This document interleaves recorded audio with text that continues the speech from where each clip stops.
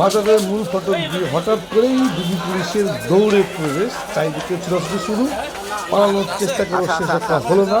মাদক ব্যবসায়ী এক চাচার ও আটক করেন মাদক সহ। দেখেন কীভাবে করেছে।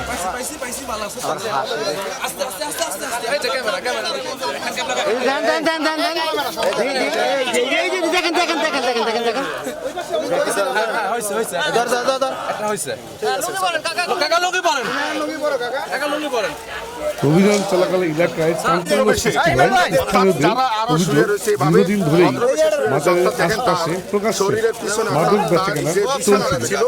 পুলিশের এই অভিযানে সেই চক্রের একজনকে হাতে হাতে আটক করা হয়। এভাবে একাধিক মাদক ব্যবসায়ী আটক করেন পুলিশ।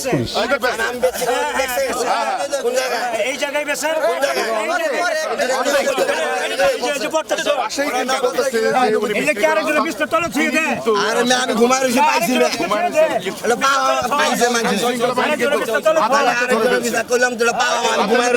দেখতে পাচ্ছেন, তারপর অস্বীকার করতেছে তিনি সাথে ছিলাম।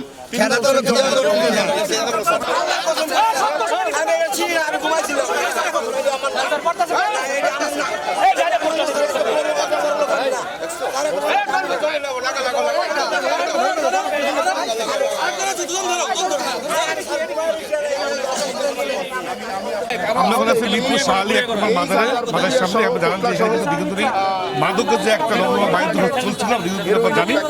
সেই তুলনা আছে কিন্তু মিরপুরের ডিবি পুলিশ এবং সারি থানা পুলিশ সবাই বিভক্ত অভিযান চালিয়ে কিন্তু একাধিক মাদক ব্যবসায়ী এবং শ্রমিকদের আটক করেছেন। আপনারা দেখতে পাচ্ছেন আমার সামনে কিন্তু তাদেরকে বসিয়ে ফেলে যাচ্ছি রাস্তার মাঝখানে অনেক মাদক ব্যবসায়ী এবং শ্রমিকদের। এবং আপনারা জানি রাখি যখন অভিযান চলে তখন কিন্তু এই মাদক শ্রমিকের কাছ থেকে অনেকগুলো মাদক উদ্ধার করা হয়েছে এবং বিভিন্নভাবে তারা কিন্তু কৌশলে এখানে মাদক বিক্রি করতেন এবং কেউ পানের দোকানে বসে বিক্রি করতেন, কেউ চার দোকানে বসে বিক্রি করতেন, কেউ বা শরীরের বিভিন্ন জায়গায় কিন্তু বিশেষ জায়গায় তারা কিন্তু মাদক বিক্রি করতেন।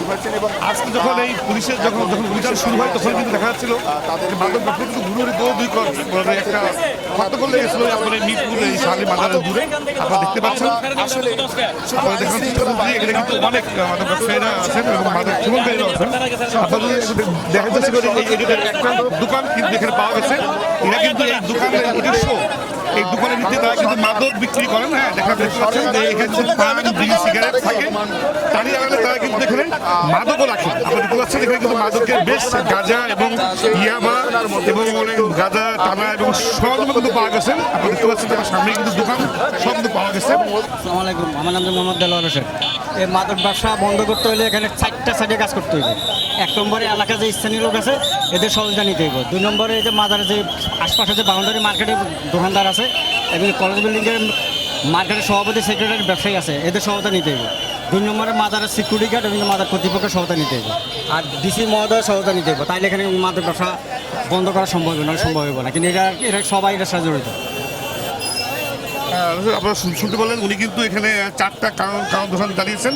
কিন্তু প্রথম যদি মাদক এখানে যদি ইনক্লুড করতে হয় তাহলে কিন্তু মাজারের যে কর্তৃপক্ষ আছেন, যার কমিটি আছেন, সিকিউরিটি গার্ড আছেন, তাদেরকে কিন্তু প্রথমে আপনার আইনের আওতা আনতে বা তাদেরকে কিন্তু পুরোপুরি তাদের জিজ্ঞাসা করতে হবে এই মাদক ব্যবসা কীভাবে ভিতরে ঢুকে। আর দ্বিতীয় তিনি বলছেন যে এই যে মাজারের আশপাশে যেগুলো আপনার যে দোকানগুলো আছেন এই দোকানের যারা ব্যবসায়ী, যারা সেক্রেটারি সমিতি সাধারণ সম্পাদক, তাদেরকে কিন্তু এই বিষয়ে খুব কঠোর হস্তক্ষেপ দিতে হবে বলে উনি জানিয়েছেন। আমাদের এই মাদক বিরোধী অভিযান আমাদের প্রতিদিন চলমান আছে। আমরা প্রত্যহ বিভিন্ন মিরপুর এলাকার বিভিন্ন মাদক স্পটে আমরা অভিযান পরিচালনা করি। আপনারা জানেন বর্তমান সরকারের মাননীয় প্রধানমন্ত্রী এবং অত্র এলাকার মাননীয় প্রতিমন্ত্রী, যুব ক্রীড়া প্রতিমন্ত্রী এবং আমাদের ডিবির ঊর্ধ্বতন কর্তৃপক্ষের নির্দেশে আমরা প্রতিদিন পল্লবী মিরপুর ডিবি এলাকার প্রত্যেকটা মাদক স্পটে আমরা অভিযান পরিচালনা করি। এবং আমরা এখানে এসে যেটা দেখলাম, এখানে মাজার রোডে মাজারের ভিতরে একটা মাছের বাজারের মতো মাদক বিক্রি হচ্ছে। আসলে এটা অত্যন্ত দুঃখজনক। আমাদের এই বিষয়ে এলাকার যারা আছেন গণ্যমান্য ব্যক্তিবর্গ, যারা স্থানীয় জনগণ এবং যারা রাজনীতিবিদ, তাদের সবারই সচেতন হওয়া উচিত এবং সবাই এই বিষয়ে সবার সমস্যারে আমাদের সবাই একসাথে এটা সমন্বিত উদ্যোগ দরকার এই মাদকের বিরুদ্ধে অভিযানে। শুধু আমরা পুলিশ একা আমরা অভিযান করব, কিন্তু এটা আসলে যদি সচেতনতা বৃদ্ধি না হয় তাহলে এই অভিযান ফলপ্রসূ হবে না। আমরা চাই এই এলাকার স্থানীয় জনগণ যারা আছে, যারা রাজনীতিবিদ, যারা সচেতন নাগরিক, যারা শিক্ষক সমাজ, বিভিন্ন ধরনের যারা কমিটি আছেন, সব কমিটি একসাথে মাদকের বিরুদ্ধে আমরা কাজ করা উচিত। আচ্ছা, এখানে যে মাজারের নামে লক্ষ লক্ষ টাকা ওঠে, এখানে একটি মাজার কমিটি রয়েছে, ইতিপূর্বে আমরা দেখেছি। তা মাজার কমিটির কি কোনো দায়বদ্ধতা নেই যে এই মাজার কমিটির পক্ষ থেকে এই সমস্ত মাদক নির্মূলের বিষয়ে তারা কাজ করবে? জি, আপনার প্রশ্নের উত্তরটা আমি আগেই দিয়েছি। এটা সমন্বিত উদ্যোগ প্রয়োজন। প্রত্যেকটা সেক্টরের যারা আছেন সবাই একসাথে মিলে এটা মাদকের বিরুদ্ধে আমাদের প্রতিরোধ করতে হবে। মাদকের বিরুদ্ধে আমাদের সবার সোচ্চার হতে হবে।